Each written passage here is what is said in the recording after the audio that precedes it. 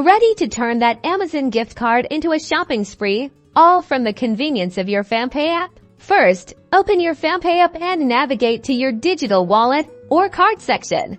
Look for an option to add a new payment method or link a digital wallet. You'll want to find the option specifically for adding or managing gift cards. Now, carefully enter your Amazon gift card code into the designated field. Make sure to type it exactly as it appears on the card or in your confirmation email, paying close attention to any hyphens or letters. Once you've entered the code, tap Redeem or Add Card. The Fampay app will now process your Amazon gift card and add its balance to your digital wallet. You'll see the redeemed amount reflected in your Fampay wallet balance, ready to be used for your next purchase. When you're ready to shop on Amazon, simply select Fampay as your payment method. During checkout, your redeemed Amazon gift card balance will automatically be applied. And just like that, you've successfully used your Amazon gift card through Fampay, making online shopping even more seamless.